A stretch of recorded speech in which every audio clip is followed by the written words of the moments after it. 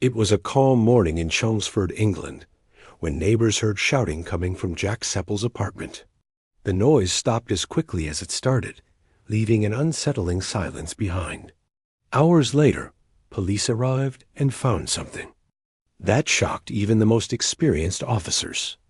Inside was 19-year-old Ashley Wadsworth, a Canadian who had traveled across the world to be with Jack, the man she thought she could trust and love.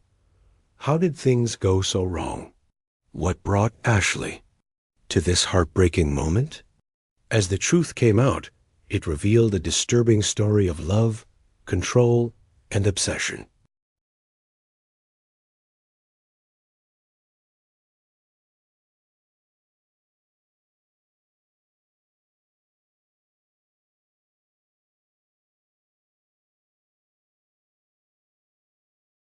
Ashley Wadsworth, born on July 25, 2002, in Vernon, British Columbia, Canada, grew up as the younger daughter of Kenneth and Christy.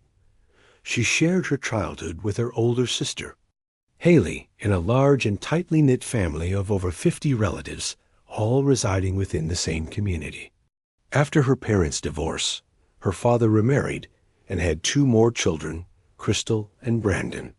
Despite these changes, Ashley's connection to her family remained strong, especially with her niece, Paisley, Haley's daughter, whom she cherished deeply. Ashley was known for her vibrant personality. She was outgoing, friendly, and widely loved by friends and family alike. She enjoyed outdoor activities like swimming, horseback riding, and skiing, while also participating in tennis and playing the clarinet. Additionally, she was active on social media, where she frequently shared memes, jokes, and pictures. It was through these platforms that she met Jack Seppel, a boy from Essex, England. Their virtual friendship began in 2015 when Ashley was 12 and Jack was 15. Jack, born on January 9, 1999, had a complex family background. He lived with his mother, Tracy Dalton, and stepfather, Ricky, while his relationship with his late father was strained. Jack's family ties were minimal, as he didn't have contact with his brother, Jordan, though he remained close to his sister, Nadia Dot, known for his charming yet troubled personality. Jack was described as both humorous and unpredictable. His challenges at school and occasional aggressive behavior were noted by acquaintances. Ashley and Jack were introduced by a mutual friend online. Despite the distance, they quickly bonded over shared interests and spent hours chatting. Using her family's computer, Ashley kept the friendship open to her relatives who were aware of their connection. Over time, their relationship evolved, transitioning from text-based chats to video calls. Jack became a familiar presence in Ashley's life, often sending her gifts, including clothes, teddy bears, and money. Their bond deepened, but Jack's obsessive behavior raised concerns among Ashley's loved ones. During arguments, Ashley would block him, only for Jack to find ways to contact her through new accounts or mutual friends. In one instance, Jack tattooed Ashley's name on his arm, an act her parents deemed excessive. His jealousy and controlling tendencies surfaced as he monitored Ashley's interactions with others, despite maintaining his own relationships with different girls. Ashley, however, remained captivated by Jack. By 2018, at the age of 16, she expressed a desire to meet him in person. Her family, wary of her safety, did not allow her to travel alone overseas. Despite frequent fights and Jack's troubling actions, the pair continued to reconcile. As Ashley entered her late teens, she began saving money from her jobs at fast food restaurants and department stores.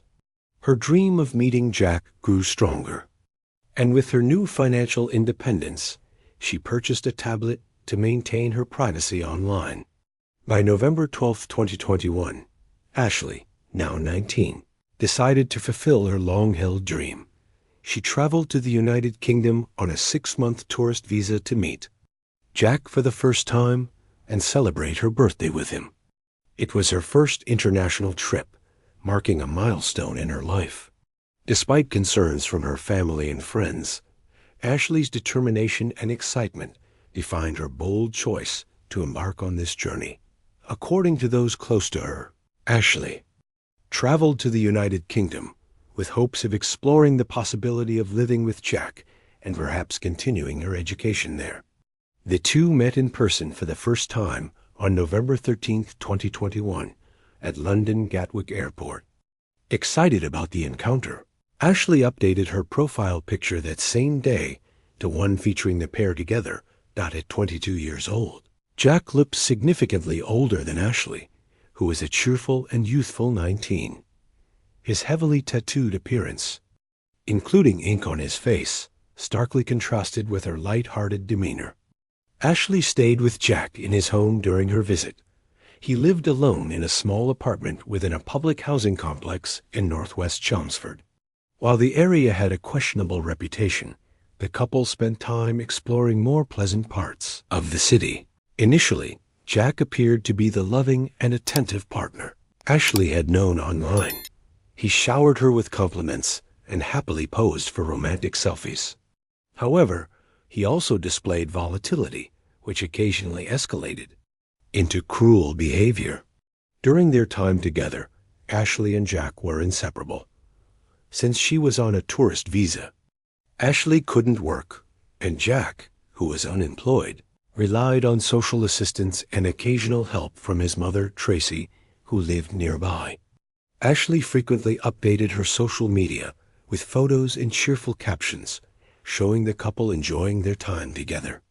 They even adopted a puppy named Winston, adding another layer of apparent happiness to their life. However, as weeks passed, Jack's behavior began to shift. He became reclusive, preferring to stay home smoking cannabis and playing video games, rather than going out. This left Ashley, an outdoor enthusiast, feeling confined. Jack's controlling tendencies also grew.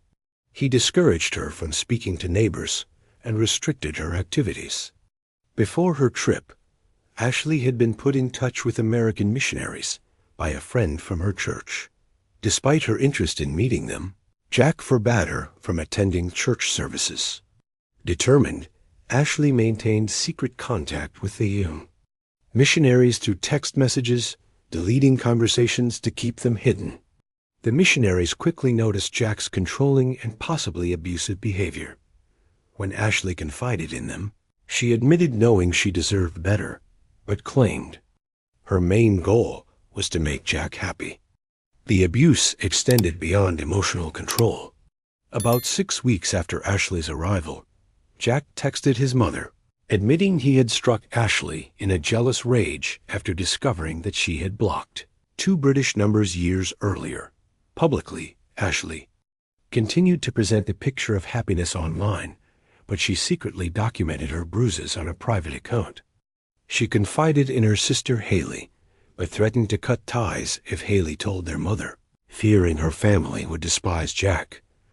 In late December 2021, Jack attempted suicide by overdosing on anxiety medication. Ashley called an ambulance, and he was treated at the hospital. Following this incident, Ashley was designated as Jack's caregiver, tasked with safely administering his medication using a lockbox provided by a nurse. Haley accidentally revealed the situation to their mother, who pleaded with Ashley to return home. Ashley, however, insisted that Jack would improve. In early January 2022, another violent incident occurred. Jack smashed a beer glass over Ashley's head. Distraught, Ashley video-called Haley while Jack forced her to clean up the broken glass. In the background, Haley could see Jack pacing and shouting. Despite her sister's desperate pleas to leave, Ashley stayed. On January 9th, Jack celebrated his 23rd birthday as though nothing had happened, surrounded by family and Ashley. Soon after, Jack's mother and stepfather organized a family trip to Rye, a quiet coastal town, hoping to change of scenery might ease tensions after Jack's suicide attempt. Photos from the trip painted a picture of harmony, offering a false sense of reassurance to Ashley's parents. who were unaware of the full extent of the abuse. Yet, this fleeting peace did not last. By late January, Jack's temper flared again. During another argument, he physically assaulted Ashley, throwing a candle and a television remote at her while she was on a video call with Haley. Once again, Haley begged Ashley to come home. Initially, Ashley agreed, but soon changed her mind. Holding on to the belief that somewhere inside Jack's violent persona was the charming boy she had known for so many years. Ashley prayed that time, medication, or her love could heal Jack. Based on conversations with her mother, it seemed Jack had some awareness of the toxic cycle he had created. He would accuse Ashley of disloyalty, lash out at her, and later apologize profusely. Despite his occasional guilt, it wasn't enough to prevent the devastating events that were about to unfold. On the morning of February 1st, 2022, Jack became enraged again, accusing Ashley of sneaking off to meet others behind his back. He demanded access to her phone and social media accounts. Around 8 a.m., one of Jack's neighbors heard Ashley screaming through the shared wall. Moments later, Ashley appeared at her door, barefoot, crying, and bleeding from a cut on her hand. She explained that Jack had flown into a rage after finding a photo of a naked woman on her phone, assuming it was someone she knew. He had verbally abused her, smashed her phone, and thrown their puppy Winston against the wall, despite fearing. For her life, Ashley begged her neighbor not to call the police. The neighbor reluctantly agreed, but urged Ashley to accompany her to a medical appointment to avoid returning to Jack's apartment. Ashley refused. He apologized for his actions and appeared calm, convincing the neighbor to leave for her appointment. Around 9 a.m., another neighbor, Lucy, brought Jack a package that had been misdelivered. Jack barely opened the door, which Lucy found odd, but dismissed as typical of his standoffish behavior. Meanwhile, Ashley called her family from Jack's phone. It was midnight in Vernon. By this time, Ashley's mother had learned about Jack's abuse after. Haley could no longer keep it a secret. Her family immediately booked her a return flight for February 3rd. Ashley told Jack she was leaving in 2 days, and he reluctantly agreed to take her for a COVID test and drive her to the airport. Ashley's mother warned her to go directly to the airport if Jack became violent again, and she warned Jack that she would involve the police if Ashley was hurt. While Ashley's family prepared for her return, Haley reached out to Jack's mother, but she was about to leave for a trip and unable to intervene. Before ending the call, Jack's mother expressed her fear that Jack might harm himself once Ashley left. Ashley's call with her family lasted about 3 hours. When it ended, it was 11 a.m. in Chelmsford and 3 a.m. in Vernon. Minutes later, Jack messaged his mother, confessing that he had attacked Ashley again, throwing her to the ground and potentially fracturing her arm. His mother did not respond. Between 11:22 a.m. and 12:38 p.m., Ashley sent several messages to her family and friends back in Vernon using Jack's phone. Unfortunately, due to the time difference, no one replied. She also messaged her church friends in Chelmsford, pleading for help and stating it was an emergency. Tragically, these messages did not send until hours later, when it was too late. Sometime between 12:38 and 12:45 p.m., Jack strangled Ashley until she stopped breathing.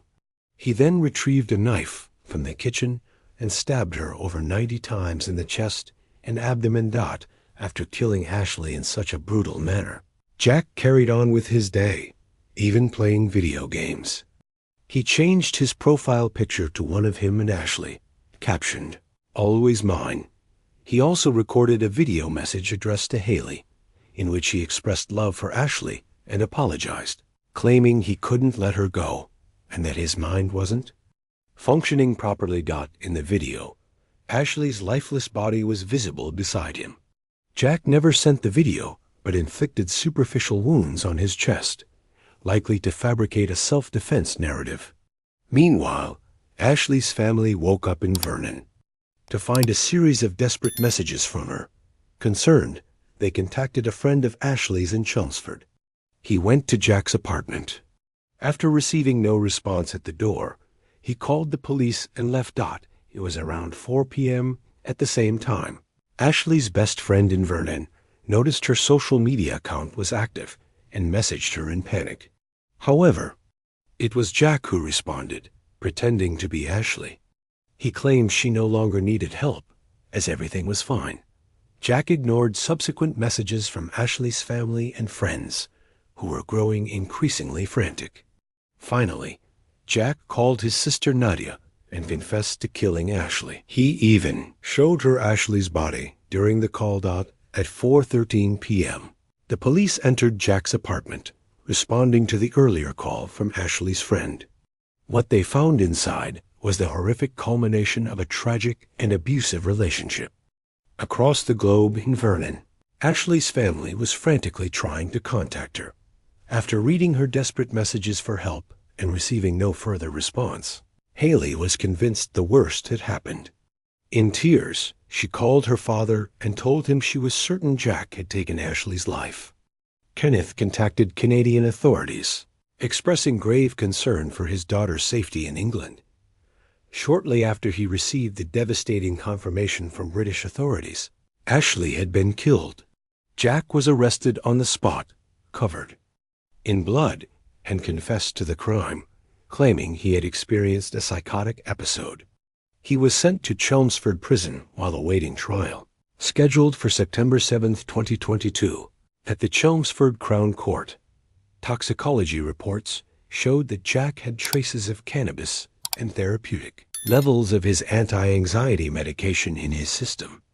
At the time of the crime, psychiatric evaluations deemed him fit to stand trial. The evidence against Jack was overwhelming, including a video he recorded admitting to the crime. Jack pleaded guilty, and the judge informed him that there was only one possible sentence for his actions: life imprisonment. He was remanded in custody until his sentencing hearing, set for October 10th, to allow Ashley's family to attend virtually. However, her parents chose to travel to Essex to be present in person. During the hearing, the prosecutor detailed Jack's criminal history, shocking Ashley's parents as they learned the truth about the man who had taken their daughter's life. Jack's criminal record dated back to 2014 when, at age 15, he took explicit photos of a girl he had met online. After the girl ended their relationship, Jack hacked her social media accounts and published the images, leading to a restraining order. Just a month later, Jack violated the order by continuing to contact her online. In the same year, Jack physically assaulted his mother during an argument about his Xbox, pushing her to the floor and tearing a door off its hinges. By March, he had breached the restraining order again, sending the victim another social media request. When the order expired in 2017, Jack contacted the girl within 6 minutes, using similar coercive tactics as he later used with Ashley. In one message, he told her she could never get rid of him, even if it meant he went to prison. In 2018, Jack's behavior escalated.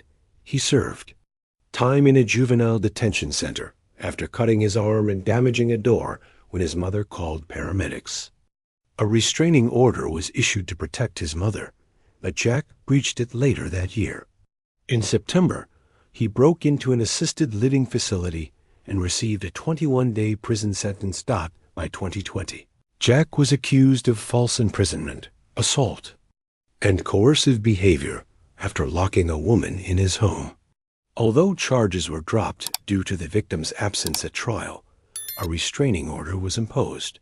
Later that year, another relationship ended when Jack became violent and controlling, choking the woman and locking her in his home. She managed to escape, but no charges were filed. Ashley's parents were horrified to learn of Jack's violent past. During the sentencing hearing, the court reviewed a letter Jack had written to Ashley's family from prison, expressing remorse.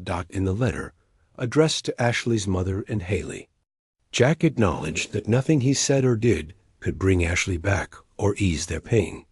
He claimed his mental health had deteriorated, leading to intrusive thoughts that affected his actions, though he admitted this was no excuse. Considering Jack's extensive history of violence and his guilty plea, the judge sentenced him to life, imprisonment with the possibility of parole after 23 years. Ashley's parents left the courtroom, knowing justice had been served, but carrying the weight of unimaginable loss. On October 12th, Ashley's parents, stepmother, a close friend, and Julie Taylor, a campaigner against knife violence who had lost her teenage grandson Liam to a stabbing, held a vigil in Ashley's honor. The group walked from Brownings Avenue to the location where Ashley had spent her final days. They laid wreaths and placed roses on the doorstep. Ashley's mother spent a quiet moment reflecting at the site, mourning her daughter's loss. Neighbors, some of whom had attended Jack's sentencing, came out to support the family. Ashley's remains were repatriated to Canada with the help of hundreds of donations raised through a crowdfunding campaign organized by her family. Her funeral was held on February 23, 2022. The ceremony was live-streamed, allowing more people to participate, funds remaining after covering funeral. Costs were donated to a scholarship foundation and a domestic violence support organization. During the service, those who spoke remembered Ashley as a vibrant, adventurous soul with a deep love for nature and an infectious sense of humor. A year after the tragedy, Haley, Ashley's sister, shared in an interview that she believed Ashley sent them signs from above. The family noticed doors opening and closing on their own, and lights flickering without explanation. After the trial, Ashley's father raised concerns about the lack of accessible information about Jack's past. Despite searching his name online before Ashley's trip, the family found nothing alarming. He questioned when the right to privacy should be revoked for someone with a repeated history of violence. In the UK, there is a domestic abuse disclosure scheme known as Clare's Law, named after a victim who was killed by a partner with a history of stalking and threats. The law allows individuals to request information about a person's criminal past and grants police the authority to disclose such information proactively.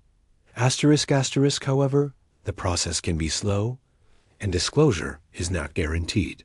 Ashley's mother lamented not knowing about this policy, believing she could have submitted a request to British authorities before her daughter's trip. Domestic abuse is a global issue affecting women of all ages, social classes, and backgrounds. According to the UK organization Women's Aid, a woman in England and Wales is killed by a male partner or ex-partner every 4 days, on average. Despite the warning signs that emerged even during Ashley and Jack's virtual relationship, she chose to ignore them and travel to meet him. It's natural to wonder why someone like Ashley would overlook these red flags.